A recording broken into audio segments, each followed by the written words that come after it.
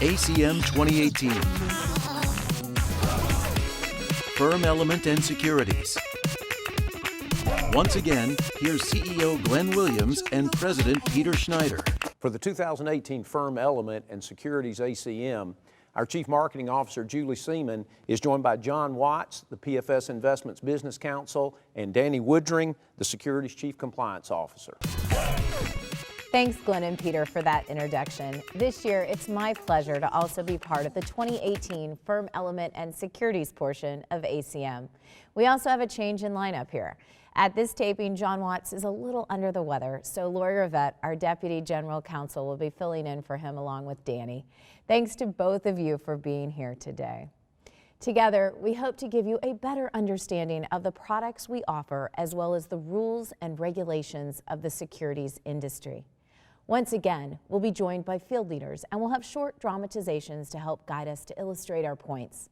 As always, our goal today is to provide information to help you build a strong, compliant business and the tools you'll need to protect that business as well as your clients. That's right. As we all know, the securities industry is heavily regulated and the rules and regulations are always changing. It's important that we all stay up to date and know the current rules that govern our securities business. We at the Home Office are dedicated to doing everything we can to ensure you and the firm as a whole remain compliant and our clients remain protected. We inform you of updates and changes to securities rules and regulations, internal policies, as well as provide education and training through field bulletins and other publications. These materials are located under the Compliance tab on POL. If you don't find the answer you need, you can always call the Compliance Help Desk. Thank you both for getting the 2018 Annual Compliance Meeting off to a great start. So let's move on to our first topic today, variable annuities.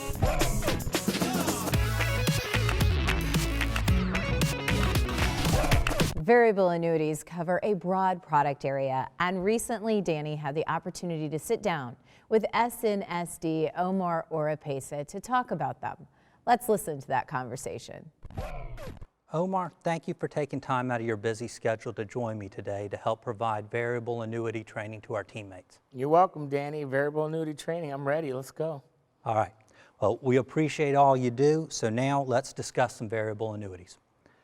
Variable annuities offer many unique features that may benefit your clients and prospective clients. And lifetime income riders are among the most important variable annuity features. There is no doubt that you must spend a lot of time and effort explaining them to your clients. So how do you explain the guaranteed income riders to your clients? Well, number one, we explain to them there is an account value that will fluctuate with the market. So if the market goes up, it'll go up. The market drops, it'll drop. But the income-based number will never drop when the market drops. As a matter of fact, if the market increases, that'll raise with the account value. But if the market drops, that the income-based number will increase at whatever rate is in that annuity contract. We never use the word interest rate, because if you use the word interest rate, it leads the client, to relate that word with the account value. So you've got to be very clear to them that there's an account value and the income base value, and they're not one. You mentioned the step-ups that happen to the income base. How do those affect the account value or the income base? The step-ups have no bearing at all on the account value. It's only on the income-based value when the account value would grow less than the step-up amount. If the step-up is greater than the account value, then it locks in a new value on the income-based part of it. So this may be our greatest area of client confusion. So how do you help avoid misunderstandings when it comes to discussing step-ups with clients? Well, number one, I run with our reps. I run good training with our reps so that they clearly know about it. Because if they're kind of, in the gray area and they don't know when they're explaining, they're going to lose it in translation with the client, and then the client may view it the wrong way. So we're very clear in explaining there's an account value, income-based value, and that they're totally different. The income-based value is the value that we will eventually, whenever you want to withdraw income and use that rider, that's the number we'll use. If the account value grows greater than the income-based value, then we raise that value, to even out with the account value. But you never use the word interest credited, because there is no interest credited. This is not an interest product, because that would lead the client, to view it more like an investment where the account value is growing when it's really not. Okay, by that guaranteed rate. Right. So the annual benefit payment is calculated solely off of the income base, Not the account value. And that's really the one part that you have to make clear to the client so that they know what they own. So we often see the desire to capture additional step-ups as a justification for annuity recommendations. No doubt step-ups to the benefit base are often an important benefit for the client. However, the promise of future step-ups can sometimes cause a client to delay their withdrawals. Have you seen this work to the disadvantage of any clients? I have. There are times where I've watched where clients were led, to let the annuity grow. They're using the word grow, right, which is a little misleading because it's the account value that the client's thinking of, right? And use your other investments now and let the annuity grow, right? So then the client listens, of course. They use their other cash, and when that runs out, then they're going to start withdrawing the annuity money. But the problem with that is now they've already used all their liquid cash. And now what's left? The annuity money, the annuity income, which if they only withdrew the income, they're okay. But now there's no reserve cash, there's no emergency money. And if anything happens, they slip, break their hip, kneecap, they're older clients now, and they need money, they're going to now withdraw it out of their annuity because that's what's left. Now that'll lower their income-based amount. Yes. Or just blow up the rider also.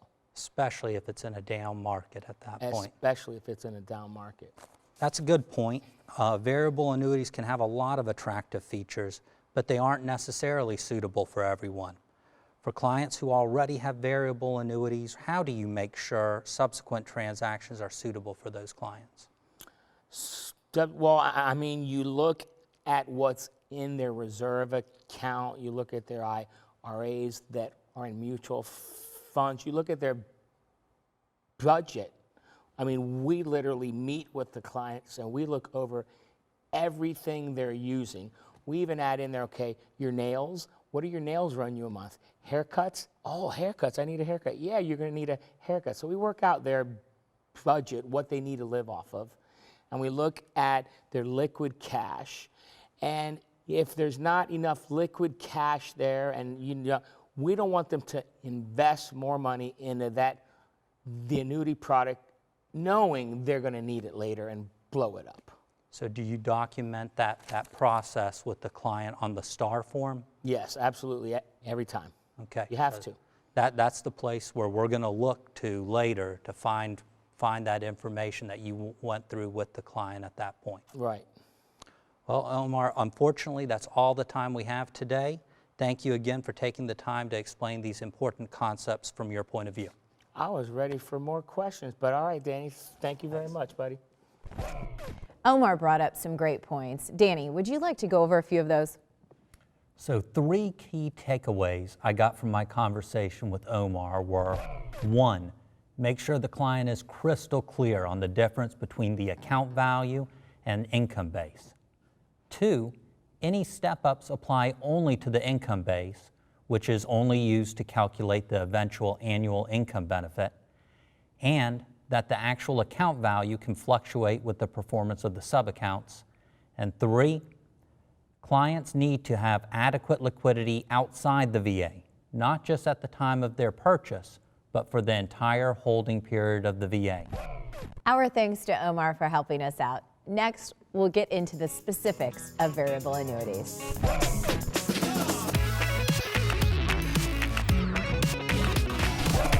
Next, let's take a look at a short training video on how to conduct a variable annuity switch sale transaction. Associate Vice President David Bride from the Securities Marketing Department will go over this important process, how to assess and document the suitability of any recommendations made for clients to exchange an existing variable annuity with another. There are changes in the application process, so be sure you understand these changes, because the last thing you want is for your transaction to be delayed or returned. Let's listen to what David has to say. Hi everyone, I'm David Bride, AVP Securities Marketing. Today I'm going to cover some important information related to variable annuities. Specifically, we'll discuss situations where you're recommending that a client replace one variable annuity with another.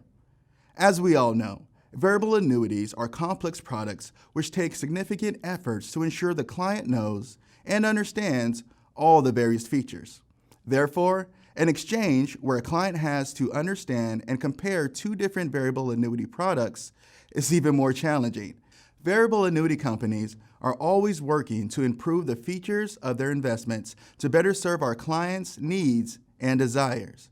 Therefore, periodically, you may find a client who has owned a variable annuity and could be better served by the features and the benefits offered by variable annuities which we currently sell. FINRA, our securities regulator, has focused a lot of attention on this type of transaction over the years, and has even developed specific rules about how to evaluate the suitability of switching a variable annuity. FINRA Rule 2330 requires a representative to take the following things into consideration when recommending that a client exchange one variable annuity to another: whether the client will incur a surrender charge coming out of the existing variable annuity, become subject to a new surrender charge period, lose existing living or death benefits or any other benefits under their current contract, be subject to increased fees or charges under the new contract, and receive actual benefits from the features of the new variable annuity. There are two types of exchanges which you might recommend to your client.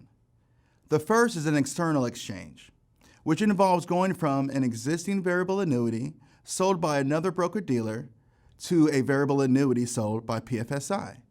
Or second, an internal exchange, which involves surrendering a variable annuity previously sold by PFSI in order to purchase another variable annuity through PFSI. In the source of funds section of the application, note the source of funds for the investment as another variable annuity and then mark internal variable annuity exchange or external variable annuity exchange. Let's start by discussing external exchanges. For an external annuity exchange, there's important information about the existing variable annuity which can only be provided by the client. Therefore, you'll have to involve the client to be able to complete the application with all the necessary information. The good news is, we have created account applications for both qualified accounts and 1035 exchanges that make it easy to collect the information needed for your client to evaluate the exchange of their existing variable annuity. Begin by going over the following information with the client to make sure they are involved in the process and know how we gather the information we need.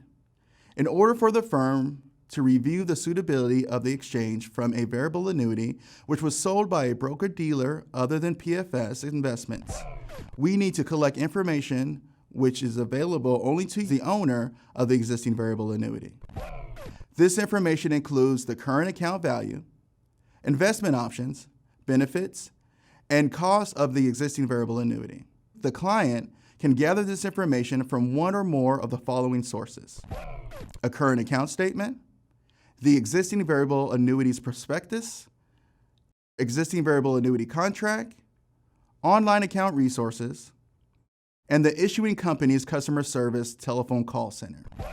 While all of the listed resources will be helpful to the client, they'll probably be able to gather the needed information most easily by calling their existing annuities issuing company.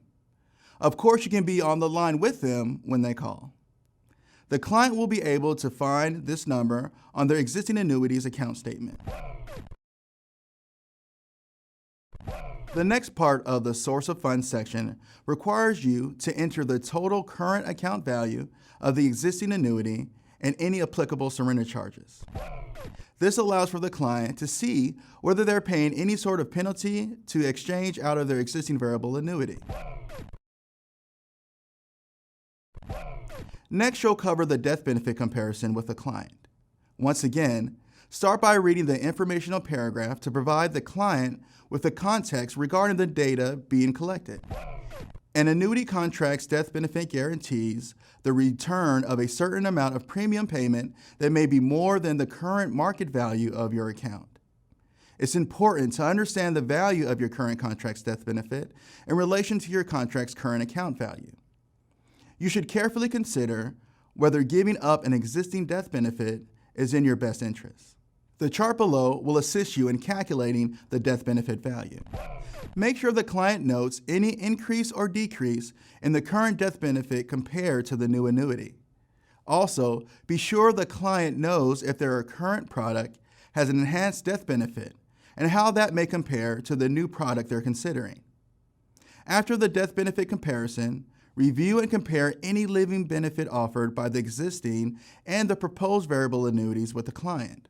Again, start by explaining the purpose of this comparison. Deciding between the differing benefits offered by two variable annuities is a highly personal decision which depends on the client's specific preferences.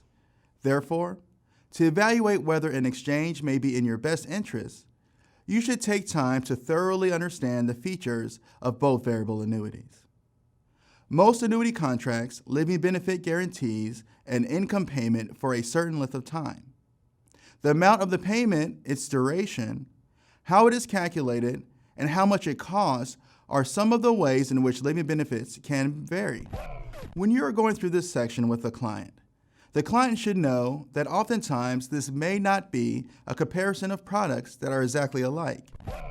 The comparison may be based more on their subjective opinion than an objective standard.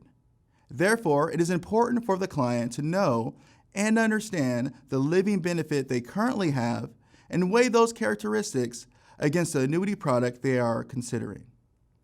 By exchanging variable annuities, the client may be trading annual minimum benefit payment guarantees or may be giving up a higher income base. The client obviously needs to be aware of the current benefits they have so they can decide whether a new living benefit is right for them.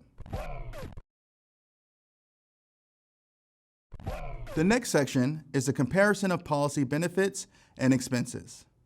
This is where the client will be able to compare the fees and expenses associated with their current product against the new variable annuity they are considering. Some of the information regarding the client's existing product may be in the client's account statement or prospectus, but the easiest way to make sure the client is getting the most accurate and up-to-date information is to have the client call the existing issuing company at the number listed on their account statement.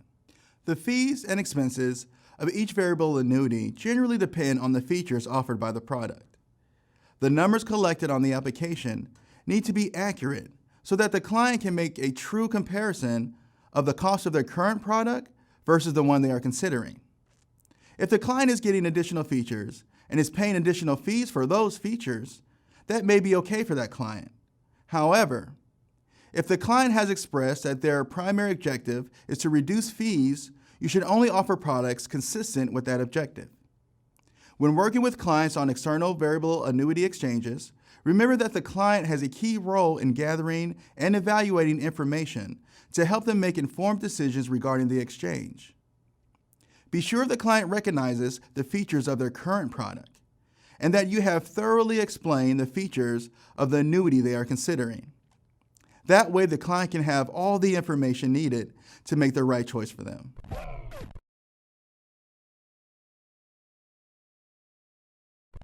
Another regulatory requirement related to variable annuity exchanges is for PFSI's trade principals to review and validate information about the existing variable annuity which is being surrendered. Going forward, on external exchanges, we will be requiring an account statement for the existing VA to be uploaded with the application. An application for an external variable annuity exchange will not be accepted without an account statement attached. Let's take a look at how we have enhanced Firelight to assist in the collection of these account statements. When you indicate the source of funds on an application is an external VA exchange for either a qualified or a 1035 exchange application, you'll need to upload a copy of the entire client statement for the product that is being surrendered. Before you upload, please keep in mind the importance of protecting personal identifiable information when attaching the account statement. You must check to see if there is any personal identifiable information listed on the account statement. Before you or the client copies or takes a photo of the account statement, they'll need to protect their personal information by covering or blacking out any of the following information: policy number, contract number, account number, and any other sensitive information, such as date of birth, social security number, or any bank account number. Make sure to check every page of the document, including the document's footers, for this information. So here are the steps to upload and attach the document to the application package in Annuity Pro. Step 1. You'll see a pop-up message displayed when you select External Exchange for variable annuities as a source of funds. This message advises that a client statement needs to be uploaded with the application for the external VA to VA exchanges. Click OK to clear the pop-up. It will continue to display as a reminder every time you open the application prior to final submission. Step 2. Click the yellow button, Upload Entire Client Statement, on the Qualified or 1035 Exchange Source of Funds page of the Rapid Entry form. Step 3. A new window or dialog box will appear after clicking the Upload button from Step 2. You can't change this document type on this screen. It should default to Other. Click the Choose File button to browse the location on your PC device where the file you want to upload is saved. Select All Files options. Once you have selected the file to upload, click Open, OK to attach the file. Please note, you can only upload images, photos of the documents, or a PDF file. Other file types are not supported. Step 4. Once the file has been selected, an Upload button appears. Click Upload to attach the selected documents to the application package. Once you've attached the client's account statement, you must, and I repeat must, delete any photo taken or sent to you. If the client sent the picture to you via email, you must delete the email. If you took the picture with your device, you must delete the photo from your device. Be sure to empty your recycle bin or empty your deleted items folder on your device to ensure the photo is completely removed. Next, we will be covering internal exchanges. All the same fields need to be completed in the application for an external exchange. The good news regarding internal exchanges is that we already have access to most of the information needed since we originally sold the variable annuity being replaced.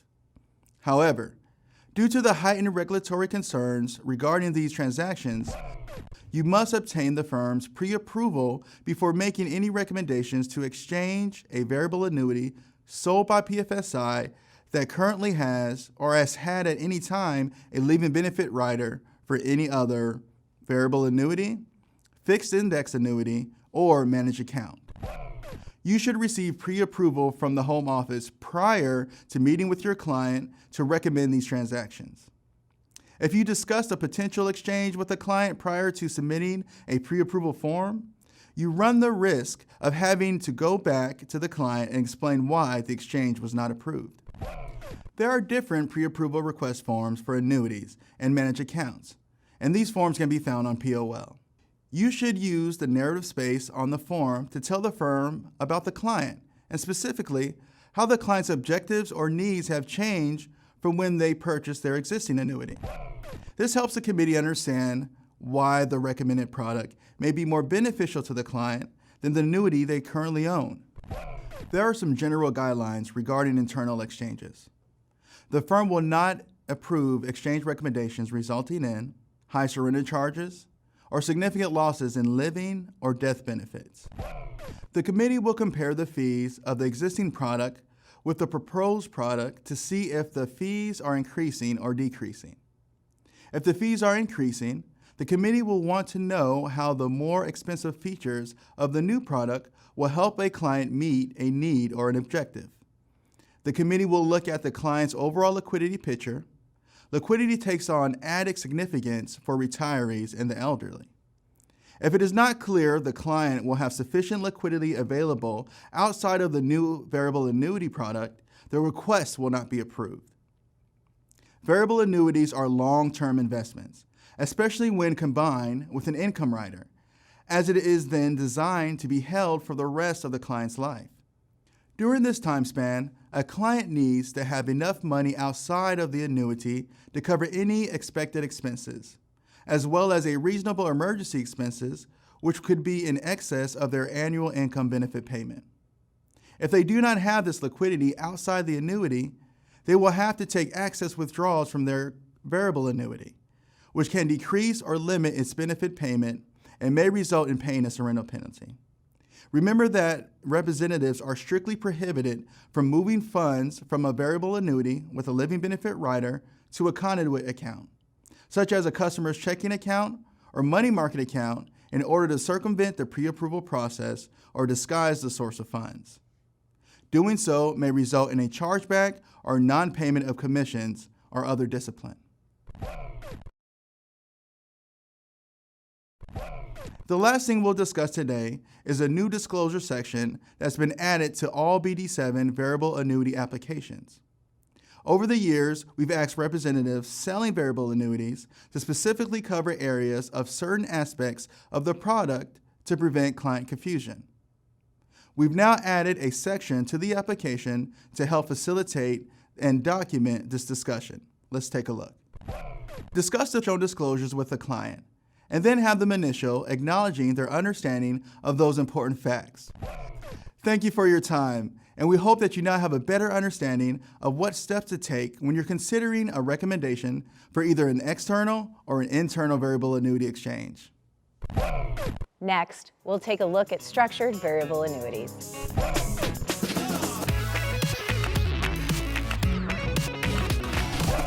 Joining us is Deputy General Counsel Lori Rivette. Lori, thanks for being part of the ACM this year. My pleasure. We're excited to announce two new variable annuity products, AXA's Structured Capital Strategies, which is also referred to as SCS, and Bright House's Shield Level Select. Recently, David Veal, Divisional Vice President of AXA Equitable, presented an overview of AXA's SCS. Here's an excerpt of that presentation.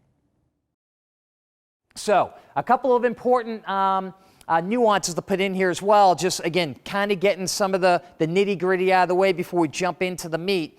So number one, this is a variable annuity. So this is a variable annuity contract.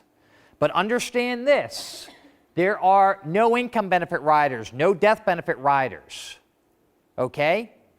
So this is a different style of annuity than you've ever seen. So what part of it is in a variable annuity? It's the tax-deferred nature. So it is a variable annuity, okay? There is no income, no death benefit. It does give your clients upside return potential with downside protection against loss. Number two, like all variable annuities, is subject to market risk. You're going to see here that your client can lose money in structured capital strategies. So if you have a client that is absolutely digging their heels in saying they cannot afford to lose, they don't want to see any negative values, this is not the right investment for them. However, if they're willing to take on just a little bit more risk to get a little bit more upside, structured capital strategies might be appropriate for them. And then the last most important part, because it is structured as a variable annuity, you have to keep in the back of your mind the non-qualified rule of 59.5.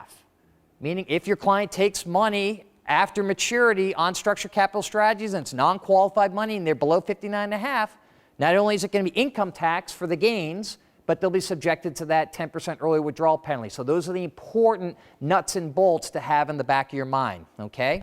There are no fees netted against the client's segment performance, meaning there is no M&E fee. There are no rider fees. There are no fund expenses. Technically, there are no fees netted against client's performance. Okay, all of you are like, all right, hold on here. AXA is a really big company. They do a lot of great foundation work around the world, so are they giving this thing away? No, we're not. But the question I have for all of you is, how many of you have bought a CD before? Handful of you? What are the fees on a CD? There aren't any fees on a CD. Well, my goodness, how? These bank branches are beautiful, right? You know, marble floors, mahogany, et cetera. How do they make their money? Well, if the CD is yielding 2.5% for a 5-year CD, which is pretty good nowadays, the bank's earning maybe 3.5%, and they're living on the spread, as they call it. Same thing's happening with us. This is a 5-year investment, as it says up here. You're investing the money with AXA for 5 years. We are investing that money. We're making money on that money, but per the contract, meaning we're going to provide at the maturity the performance up to a cap and downside protection. Again, more on that in just a minute. But an important part to come across is there are no fees netted against the segment interim value or the segment performance. Okay? Which is a huge thing to be able to put before a client. That's where we've had the most success with it, reducing costs within portfolios, okay? So now, in terms of no fees netted against performance, I call it an opportunity cost. Remember, you have upside return potential to a cap. So if we declare a cap of, say, 40 on the S&P 500, and over the 5-year period, the S&P 500 is up 50, what's the client's max return? You already understand the investment. So that's your opportunity cost that we like to say. Now, we're not going to charge an M&E fee or a rider fee or fund fee on top of that, so that's your opportunity cost to keep in mind. But that cap allows us to protect on the downside, okay? To provide you protection on the downside. But the most important part I want to get across here, and this is our last nitty-gritty nuts and bolts before we walk you through how this actually works. Here's the most important part. If any time you're meeting with a client and there's any thought in their mind that they might need access to the money within 5 years, or they might need consistent income, myself, Jim, Andy Warcola, his internal, will tell you this is not the right investment for that client. You want to think of this in form of 5-year increments. So again, if there's any inclination a client's going to need access to the money, do something different. However, emergencies happen. We'll talk about that in a minute. There is ways to get money out if you need it. But again, you're not using this for income purposes. Okay? Now we're going to walk through the nuts and bolts of how this thing works. It's as easy as 3 questions. As 1, 2, 3. 1, select your investment. So select your indices that you want to participate in the performance of. So you've got the S&P 500, largest companies in the U.S., Russell 2000, small mid companies, okay? 2000 of the most notable small and mid companies, and then the MSCI EPA index, so your developed international markets, so very broad ranging indices. So that's question number 1, what index? Now, you can choose one index, or you can do a split between them, say a third, a third, a third. It's your choice based upon what the client's trying to do. Jim will walk you through some of the different strategies that we see being used right now. But individually or collectively, those are the indices that you're aligning your performance to. Question number 2, select how you want to participate in that performance of that index. 2 options. Option 1 is what we call an annual lock segment. So what does that mean? Remember, it's a 5-year investment, right? So 5-year investment. So what an annual lock means is you're participating in the return of that index on a year-by-year basis. So every year you'll get a return up to a cap, and every year if there's a negative return, we absorb the first 10 points of your loss. So think of it as 5 one-year segments. That's your annual lock segment. Standard segment. All that is 1 5-year segment, meaning the money gets invested in today, and then we look at it 60 months later, what did the index do cumulative over that 5-year period? Those are your two options. Pretty simple, right? So now the question is, when do I choose one over the other? Again, Jim's going to go through some of those strategies. And here's the third point. How much downside protection does your client want? And you have three options: -10, -20, -30. Meaning, how much downside protection is AXA going to take and absorb for your client? So remember earlier, the two most important objectives of investing is, one, make money when the markets do well, right? And then don't lose money when the markets go down. Well, that's what this is built to do, that second point. Now, in Houston, an amazing comment came up from one of your colleagues, and he said to me, he goes, you know what, David? I've learned in the business that losses count more. Think about that. Losses count more. Any of your clients, any of you would be willing to give a little bit away on the upside to protect on the downside. So losses count more. Structured capital strategies helps you with that. Losses count more. So let's walk through, and if there's one idea that I ask all of you to write down, grab a fresh, clean piece of paper. This is the idea that I'd like you to write down, okay? So I'm going to first focus in on the standard segment. So the standard segment is that 1 5-year point-to-point, right? Money goes in today and it matures 5 years later. This is the idea Jim will walk you through multiple times as he sees you. This is the idea he will walk you through with the client. This is the simplest, easiest way for you to explain it to a client. So let me set this up. Which index? So question number one, in this simple example, we're going to do S&P 500. Segment type, we're going to do the standard point-to-point. So on your piece of paper, write $100,000 and a line straight across and put year 5 at the end. That's your whole 5-year investment horizon. All right? How much downside protection? Well, this client, we're going to put the -20 downside buffer, meaning we will absorb the first 20 points of the loss at maturity. Okay? So underneath that solid line, put a dotted line, put -20. On the top of the page, I'd like you to put a dotted line and put 40. That's a hypothetical cap.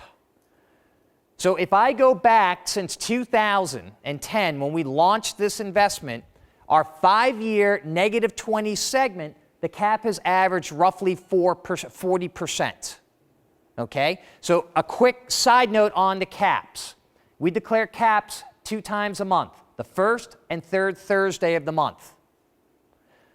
And once we declare the cap, your client owns that cap for the entire duration of the investment. It does not change on them.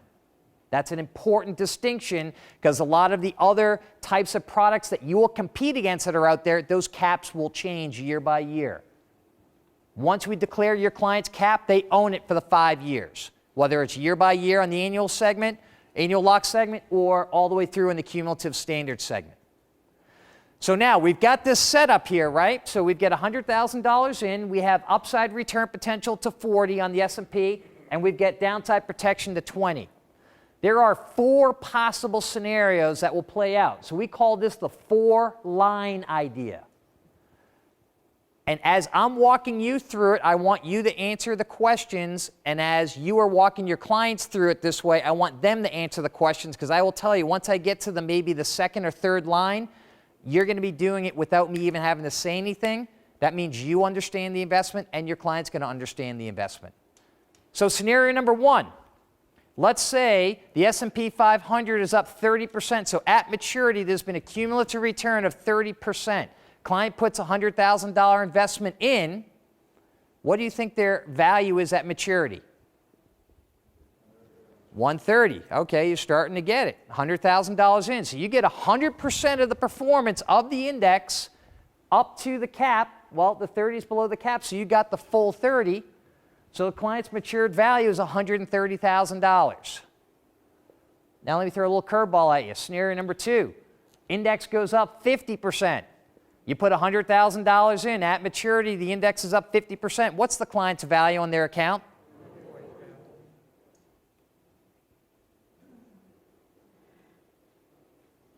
Index is down 18. Remember, we're going to cover the first 20 points of the loss. What's the client's value? No. You put in $100,000, the index negative return of 18, we cover the whole loss, client gets their principal back. And last but not least, index is down 22%. We take the first 20, now you got to do a little bit of math, hint, hint, 100 grand in, what's it worth? All right, so I think my job's done here. The ticketing system is wide open. That's it, folks. It's that simple. Isn't that a pretty simple idea to explain to clients? So your downlines that are newly registered or going to those tests and going to those classes, do you think this is something that they can show to their friends, family, and their clients? Yeah. An important distinction that I want to make sure, again, this is not a guaranteed investment where you cannot lose. There is possibility that you could lose. So this is the exact same annual lock idea, but we had, say the beginnings of 2001 and 2 here. So notice how, yes, this client was down $97,900, call it $98,000 on an initial $100,000 investment. But if you do the math, had you owned the index, the client would have had a value of $75,000. So again, they lost, but they didn't lose nearly as much as they would have had they bought just the index on its own. Okay? So a couple of important points I want to go through here that, kind of going back to some of the nuts and bolts. You're going to see on our statements, you're going to see in our material this thing called segment interim value. Confusing as all can be, let me just translate it for you. That's the market value. So when your clients go online, you go online and you look up the value, the segment interim value is no different than looking up the mutual fund value in a mutual fund portfolio.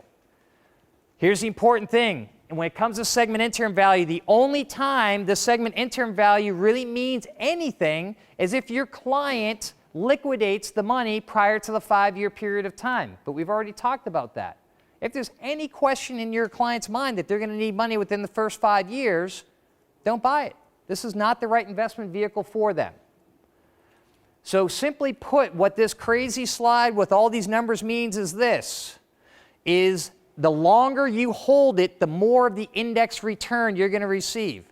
Life happens. We all know that it's a 5-year investment. You're not going to use this as an income planning vehicle. We get income benefits within our annuities and the other wonderful carriers in your system, or you get other bond instruments and other income producing vehicles. So you're not going to use that for this, but hey, you know what? Client said, I don't need access to the money, but life happens, right? And they might need access to it. Okay? Understand this, if the client does have to take a withdrawal, we do have to do an adjustment on the account. How many of you have sold an annuity with the high anniversary value death benefit rider? A handful of you? All right. Quickly put, high anniversary value death benefit in a traditional variable annuity. If you take a withdrawal off of that annuity with that rider, the death benefit value gets reduced on a pro rata basis, right? Meaning, simply put, what was the amount of the withdrawal you took out, divided by the account value, whatever percentage that is, they reduce the death benefit value by. That's how a pro rata death benefit works. We're doing the same thing here. If you put $100,000 in, and let's say the market is down and your segment interim value is $96,000, and the client had an emergency and they needed to take money out. Fine. They took a $4,000 distribution out. Well, we need to adjust your segment start value. So what do? We take the $4,000 divided into that $96,000. That's about 4.5% distribution. All we do is we adjust your segment start value by 4.5%.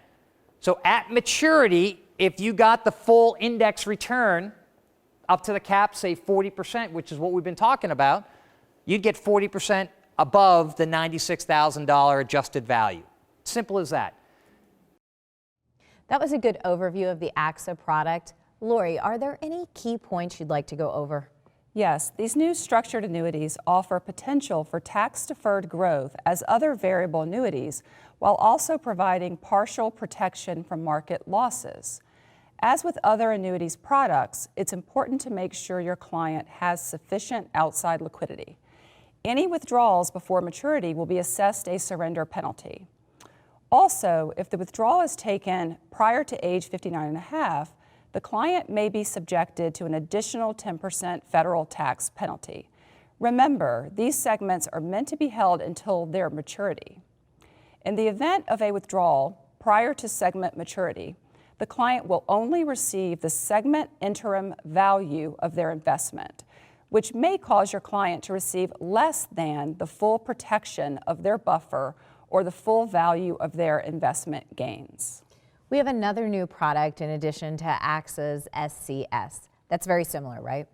Yes, we also offer Bright House's Shield Level Select, which is a very similar product with a few important differences. Shield Level Select has maturities of either 3 or 6 years with corresponding surrender periods. Additionally, it offers downside protection buffers of 10, 15, or 25%, depending on the product selected. Always make sure to refer to the product's prospectus for specific information. Thanks, Lori. I understand AXA has a webpage and resources to help our people find information about their products. They do. AXA has developed a specific SCS website to help understand this new product. You can visit the website to find learning resources, investor profiles, as well as the product prospectus. There's also information regarding the different segment and buffer options, as well as the historical performance of indices.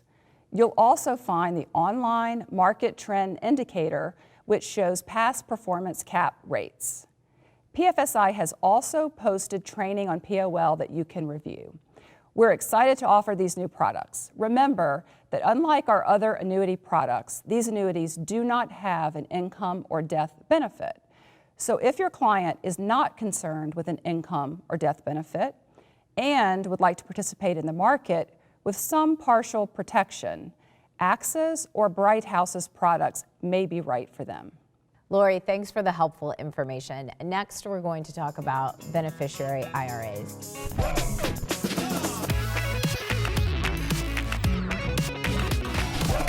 Beneficiary IRAs can be a great option for clients who inherit IRA assets, but there are some important things to keep in mind. Danny, what should representatives be aware of when helping a client establish a beneficiary IRA?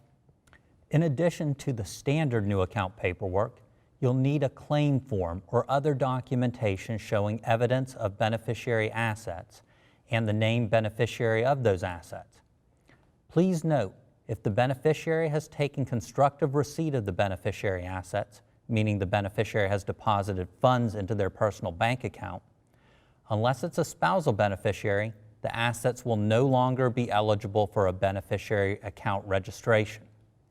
For IRA assets transferring from a platform account, you need to submit the Beneficiary of IRA Assets form found on POL. For assets transferring from a non-platform account or from another broker-dealer, you need to provide documentation from the resigning custodian showing the eligible beneficiary. To ensure the account is opened correctly and the required minimum distribution is calculated accurately, we need the decedent's date of birth and date of death, and we also need to know if the beneficiary is a spouse or non-spouse. Thanks, Danny. So next, we're going to cover 401k plans.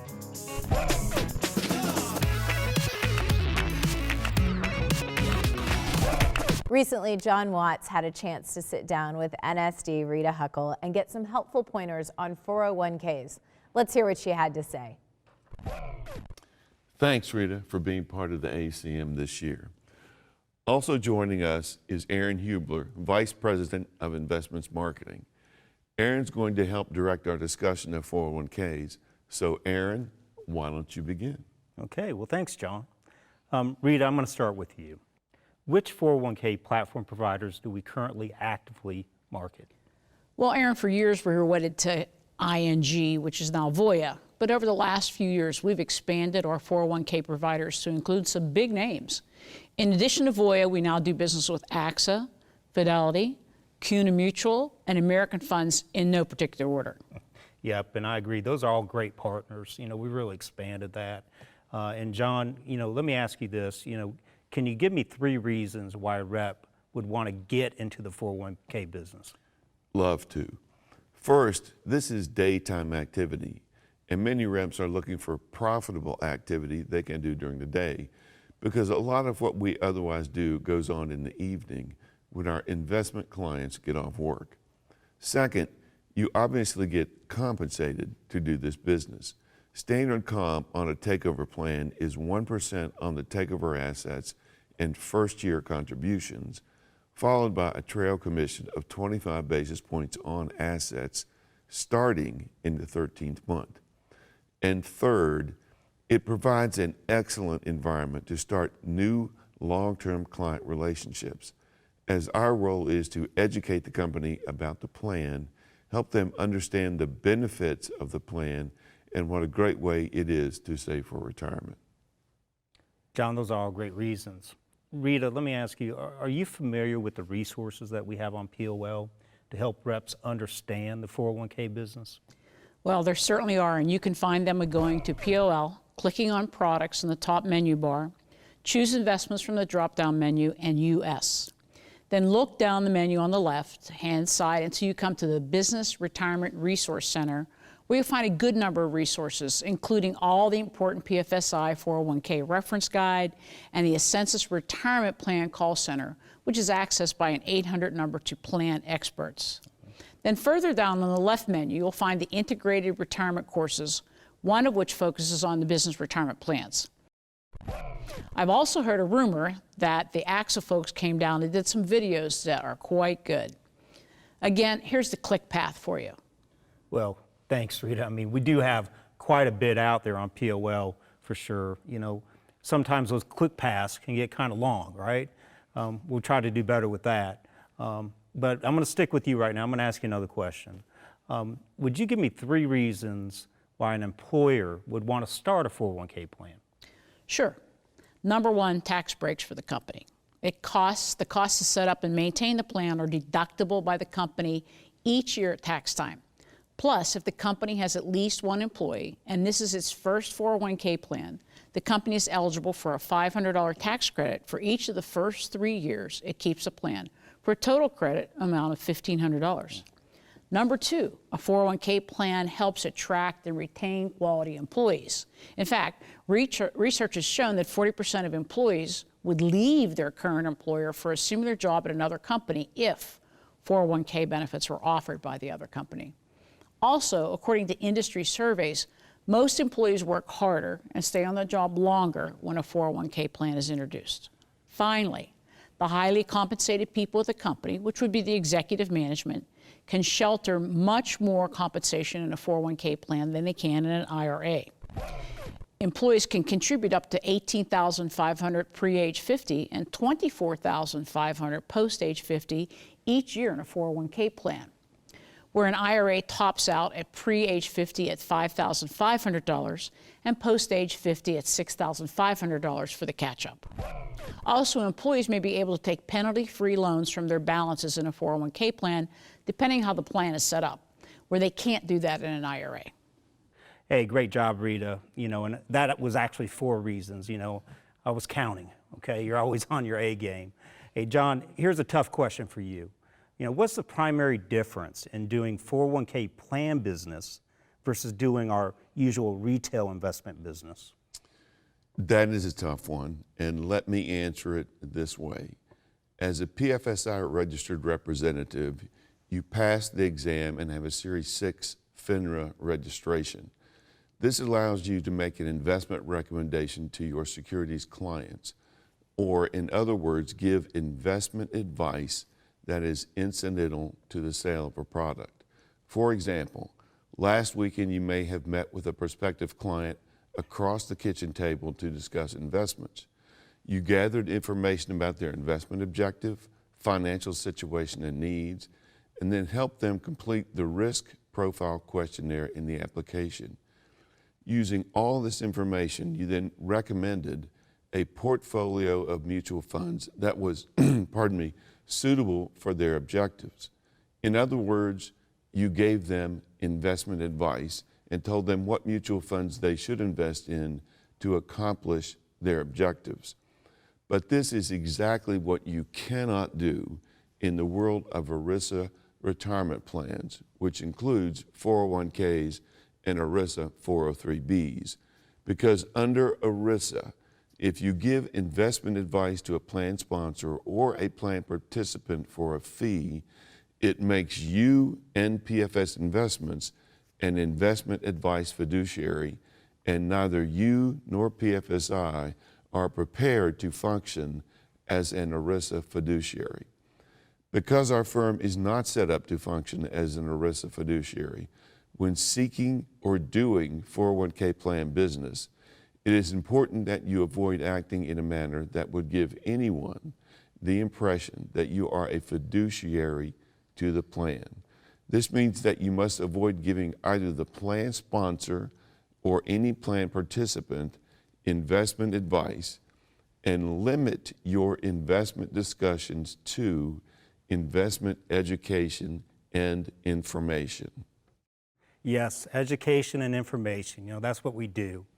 However, when providing these services to a 401k plan after the sale, there are a couple of situations when in fact that you can't give investment advice is liable to come up.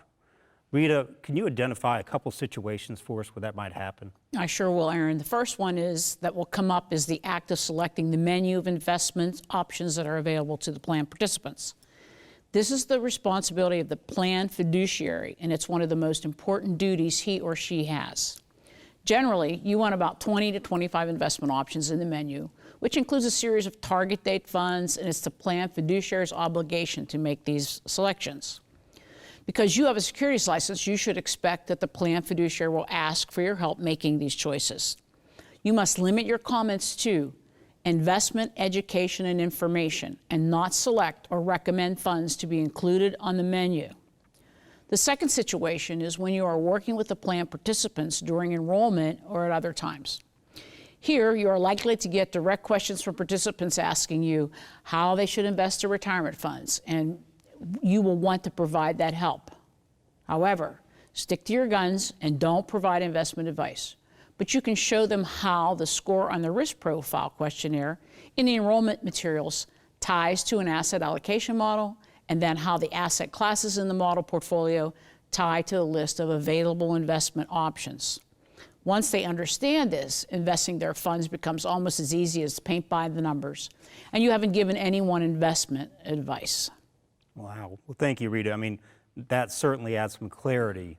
But John, let me ask you this. If our reps can't give investment advice to the plan or its participants, what value does a PFSI rep bring to servicing a 401k plan? A recent survey of plan sponsors by Fidelity found that what they think is most likely to positively impact the retirement readiness of their employees is enhancing participant education. That's what your role is as servicing representative on a plan, to educate the employees on the benefits of the plan and the need to save for retirement. More specifically, your role should be to function as the quarterback for the educational program for the plan participants. You design the education program for the employees and then get it approved by the plan fiduciary. You MC the enrollment meetings and introduce any other speakers that participate. You may want to do 2 enrollment meetings a year, or if it's a startup plan, 1 a quarter for the first few years. The point being is that you decide what you think is required and then get it approved by the plan fiduciary. You should use as your measure of success the participation rate among employees, which plan sponsors regard as the #1 indicator of a successful retirement plan. The average participation rate in a 401k plan is around 70 to 75%. If your participation rate is below that, you should consider upping your educational efforts. After you get the participation rate to where you want it, then you can turn to salary deferral rates. In other words, are the employees actually saving enough to have the kind of retirement they expect? My last question is about the plan menu. You know, we all seem to agree that the typical small business owner won't have any idea how to select mutual funds or other investment options that are proper investments in a 401k plan, okay? So who does the plan fiduciary, usually the business owner, look to for helping, to help fulfill this very difficult task? Well, the market has moved to solve this problem, Aaron, and now each of our plan providers offer an option that is known as a 321 fiduciary. For very little cost, the plan sponsor can add to the plan a 321 fiduciary, which is a professional investment advisor with substantial assets under management and a national reputation, who will perform the very difficult functions of setting the plan investment menu and also monitoring the funds in the plan throughout the life of the plan. For example, to perform these tasks, our providers have secured commitments from nationally recognized investment advisors such as Morningstar, Wilshire Associates, and Envestnet. Because of the volume of plan business our providers do, they have been able to price these services so that any plan sponsor can afford them. In fact, with Voya, there is no additional cost, as the cost is already included in the cost of the product. John, I know you're a big believer in the value of the 321 investment advisor. That's correct, Rita. This is an excellent solution to the plan sponsor's two biggest responsibilities: choosing the funds for the investment menu and then monitoring the funds over the life of the plan and taking action to replace an errant mutual fund before it does significant harm to the participants. In fact, this is such a great answer to these very difficult problems that PFS Investments will not accept a 401k sale that does not include a 321 advisor, and I suggest you consider using this service as a selling feature. First, you explain to the business owner that, as the plan sponsor, she has the duty to set the investment menu for the plan and then continually monitor the funds in the plan to detect funds that aren't performing or operating as expected and which may pose a risk to plan participants. Of course, she has no idea how to do either of these, but she needs to understand that these are duties of being a plan fiduciary. Once she understands what an enormous challenge this is, then you provide her with the perfect answer, adding a 321 fiduciary to the plan for very little or no additional cost. And you explain that not only will the 321 fiduciary tackle these very difficult tasks for her, but they will also agree to indemnify the plan sponsor against any losses incurred due to the 321 fiduciary breaching its fiduciary obligations. Another great selling point that the plan sponsor is sure to appreciate. Solve these problems for your small business owner and you will have a friend forever. That's just so true, John, and it's really great advice. I'm glad we had a chance to have an in-depth discussion today, and thanks, Rita, for coming to join us. It was my pleasure. Rita always has great insight about our products and our business. Yes, she's an expert in the securities business, and we appreciate her taking her time to come in and be part of the ACM. Another important topic for us to review is retiree accounts.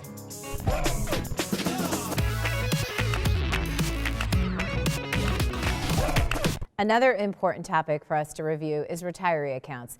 Danny, can you give us a few pointers for advising retirees or those nearing retirement? Sure, Julie. Retirees have unique issues that are important to be mindful of. First, we need to be careful not to encourage a client to retire early. The earlier a client retires, the longer they will need their retirement savings to last. This is called longevity risk.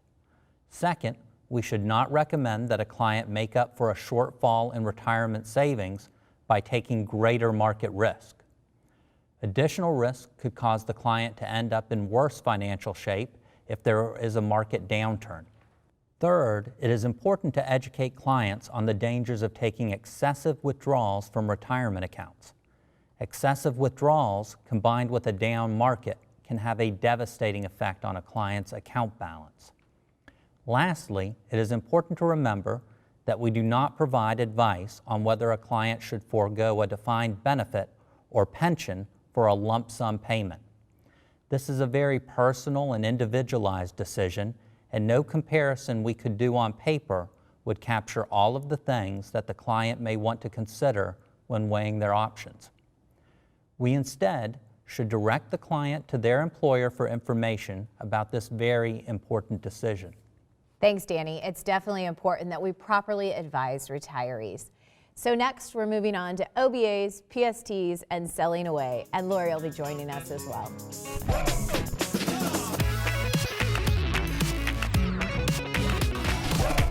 OBAs, outside business activities, PSTs, or private securities transactions, and selling away are all related. That's why we'd like to talk about them together. Before we get into the details, let's take a look at how chaos is encouraging selling away. I'm that attractive real estate investment you've been preoccupied with, and I'm growing by leaps and bounds. I'm doing so well that you just can't keep me to yourself. You want to share me with some of your favorite clients. So go ahead, really sell me. Hey, Mitch. Hey, yeah, it's me. I've got something I think you should get in on. I've invested in some real estate and I'm making a ton. It's been phenomenal. I think you should get in on this too. Hey, with all of our contacts, just imagine how much bigger this could be. You get rich, I get rich. That's right. More people, more money for you. Yes, you do have money you can work with. That mutual fund did well last quarter. You could use some of that growth. Sure, and this investment will be even better. So you get this client and a few others to invest. Only, you shouldn't be promoting me to your clients. But I'm so attractive and so hard to resist. You can't help yourself. Soon, you have lots of investors putting their money into this real estate opportunity. Congratulations! You've put your clients, your business, and perhaps your license at risk. Protect your clients, yourself, and your business from chaos, like me. As a securities license representative, you're only allowed to discuss approved investment products offered through PFS Investments or, in Canada, PFSL Investments Canada Limited. You are going to see a lot of other investment products and opportunities out there, but that doesn't mean they're right for your clients or that you're allowed to discuss or recommend them to anyone, including other Primerica reps. Don't be tempted by flashy opportunities. Do what's right for your clients and for your business. Chaos is a lot of fun to watch, but he sure stirs up a lot of trouble. SNSD Gus Gonzalez was absolutely correct when he said representatives are only allowed to recommend approved investment products offered through PFSI. Yes, that representative may have thought he was making a harmless recommendation to a client, but if he was a Primerica representative, what he would be doing is selling away, which is strictly prohibited by FINRA and PFSI policy. He is also participating in a private securities transaction, which must be pre-approved by PFSI. So Danny, can you explain a little more about the differences between private securities transactions and selling away? Sure. First, let's talk about private securities transactions. If you are passively purchasing a security outside of your brokerage account, this is a private securities transaction, and you must provide the home office with prior written notice. An example of this is when you invest your own money in your sister's new restaurant. You are not actively involved in the restaurant, you are not receiving compensation, and you are not recommending others invest their money in the restaurant. This would simply require you provide us with written prior notice. Okay, but in the vignette, the agent was talking up the investment to other people to make money. Isn't that selling away? Yes, it was. When it comes to selling away, FINRA and firm policies prohibit you from recommending someone invest his or her money in a product not offered through PFSI.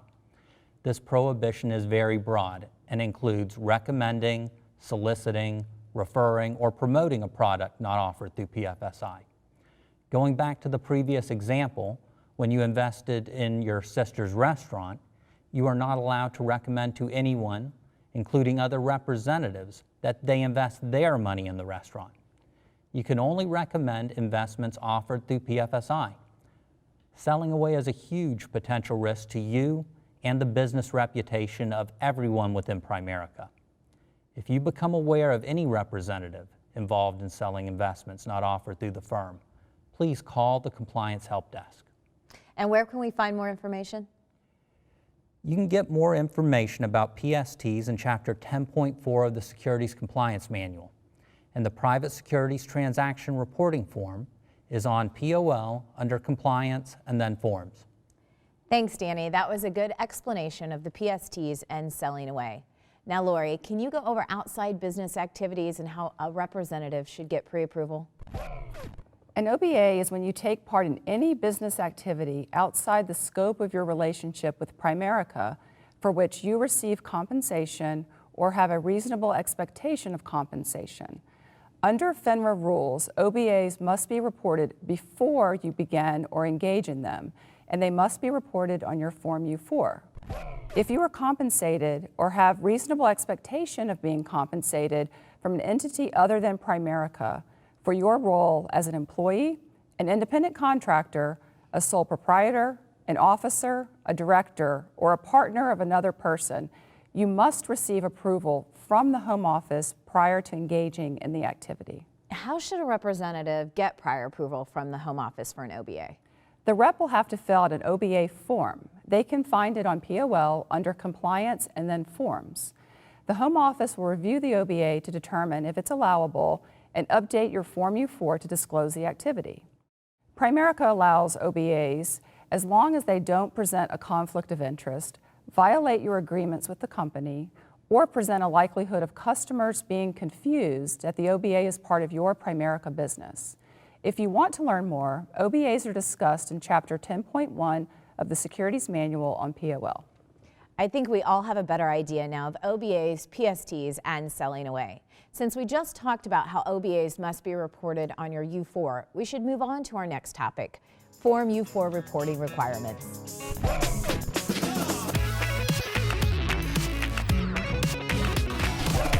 In this section, we'll discuss reportable events on your Form U-4.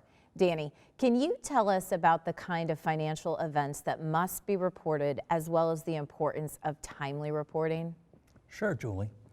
FINRA requires certain financial events be reported on your Form U-4 and will impose a late fee or disciplinary action for late reporting. Let's discuss each type of event in detail. Any judgment or lien that's filed against a registered representative must be reported on his or her Form U-4. You have 30 days from the date you learn of the judgment or lien which was filed against you to amend your Form U-4. Creditors may file judgments or liens which you may not be aware of at the time they are filed. The day you learn there has been a judgment or lien filed against you is when your 30-day reporting deadline begins. Once you learn that a judgment or lien has been satisfied or released, you once again have 30 days to amend your Form U-4 to show that it is no longer outstanding. Danny, can you give us an example of a judgment or lien that is reportable? Sure. Let's say that today you learn that 2 years ago a creditor filed a judgment against you and it's already satisfied. Although this judgment was already satisfied when you learned of it, you must still report it on your Form U-4 since it was outstanding for a period of time while you were a registered representative. Your 30-day reporting deadline starts from the day you learned of the judgment. So you've described the reporting requirement of judgments and liens, but are there any other financial events that require reporting on the Form U-4? Yes, bankruptcies and compromises with creditors must also be reported on the Form U-4. Bankruptcies must be reported within 30 days of the date the bankruptcy was filed.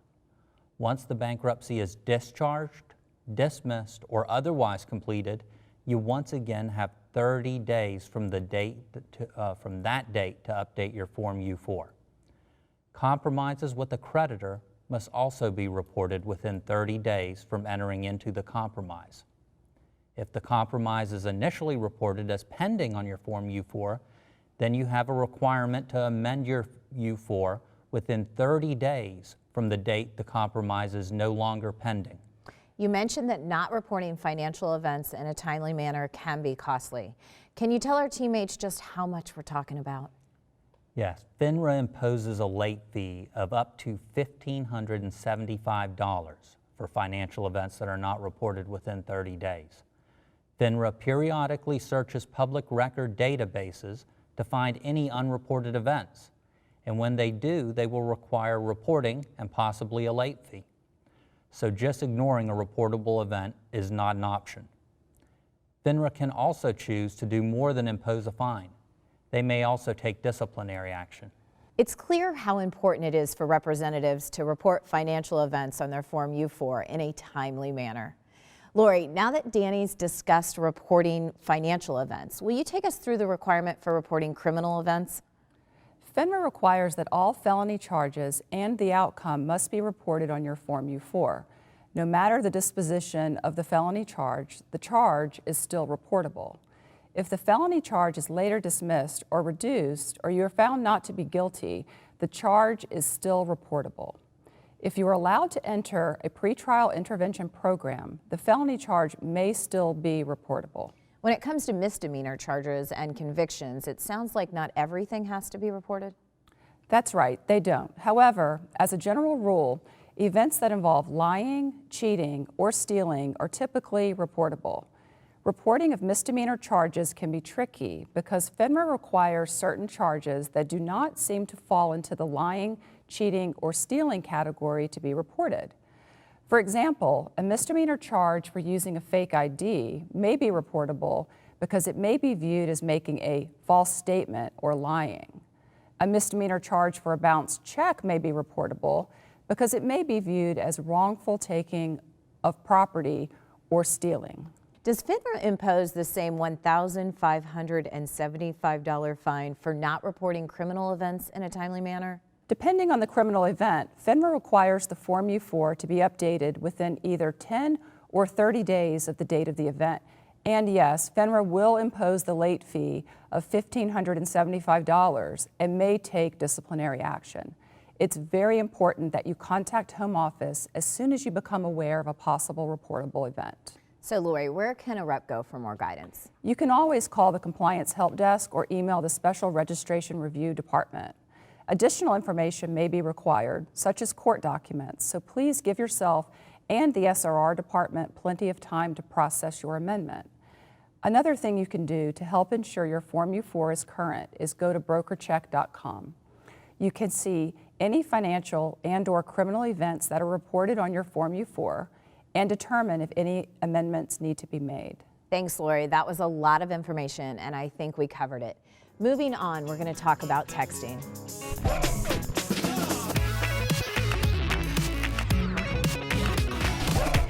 Communication is key for building a strong business, but we all know when it comes to texting, we can't send any securities-related information. However, chaos doesn't seem to have a problem with it. In this next vignette, he's back and he's creating more turmoil. It's late. Your client sent you a text about his mutual fund investments. I want to confirm I'll get at least a 10% guaranteed rate of return. You're tired, and you've had a long day. And you know you shouldn't text anything about securities business, and you should never guarantee a rate of return, but you send me anyway. Because I'm a text that tells the client what he wants to hear. Yes, your investment is secure, and you should get at least a 10% rate of return. And with one tap, I'm sent. You move on. You forget all about me.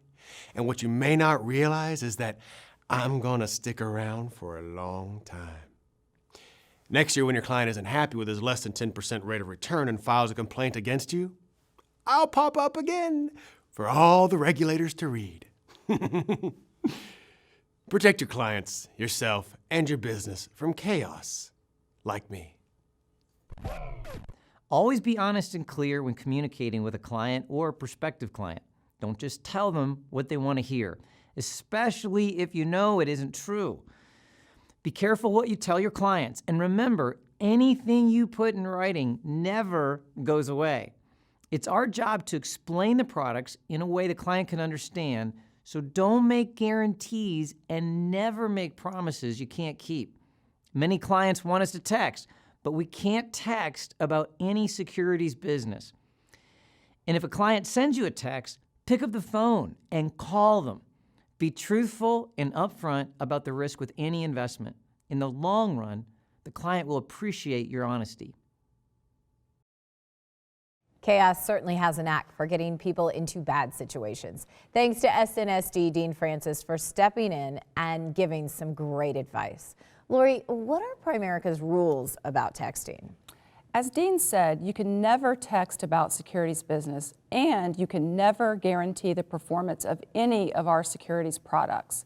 SEC and FINRA regulations require broker-dealers, such as PFSI, to have the ability to supervise and keep records of all securities-related communications.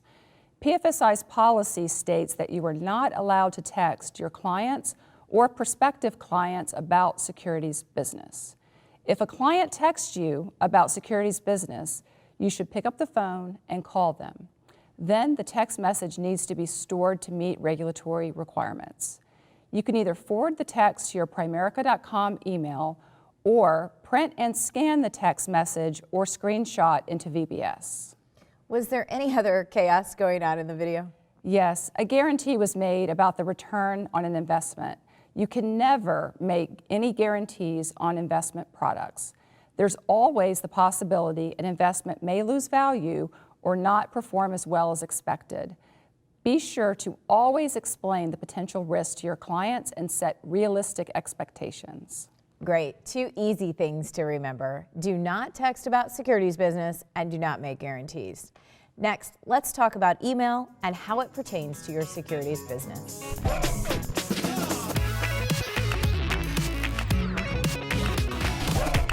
In the general ACM, we talked at length about guidelines using email and how important it is to use your Primerica.com email for business. Danny, is there any information you'd like to add specifically for our securities licensed representatives? PFSI is required to monitor and maintain all securities-related communications, including emails. We remain compliant by capturing and monitoring all emails sent to and from Primerica.com email addresses. You must always use your Primerica.com email to send securities-related emails. This includes emails sent to service securities clients or to supervise securities representatives. And remember, you cannot send any sensitive personal information using email. Rules and regulations also require certain disclosures to be included on email communications. So be sure you always include the securities email tagline that can be found in Chapter 6.6 of the Securities Compliance Manual. One thing the field has found very useful is eDoc delivery. Can you explain what that is? eDoc delivery allows you to email retail mutual fund and variable annuity prospectuses, sales literature, and other required disclosures to your client. eDoc delivery is the only approved method by which these documents can be emailed to clients. For more information on eDoc delivery, please see Chapter 5.21 of the Securities Compliance Manual. If you have any question about what you can or cannot email, contact the Compliance Help Desk.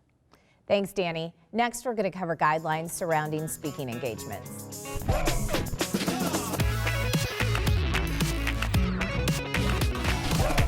Everyone should know that they have to be approved before they speak anywhere.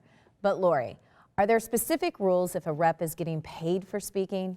Yes, there are. Always follow the cash, non-cash rules for client seminars and fast start schools. If you're securities licensed and have an event that a fund company contributes money toward, remember the reimbursement check must be made out and sent to PFSI. PFSI could not give you the money if you failed to get pre-approval ahead of your event. The speaking engagement form can be found on POL. Just follow the click path. So to wrap things up, we have one more area to cover, and that's prohibited activities.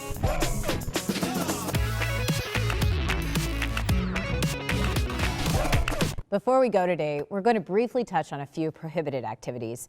These include things like borrowing money, signing customers' names, and unlicensed activity.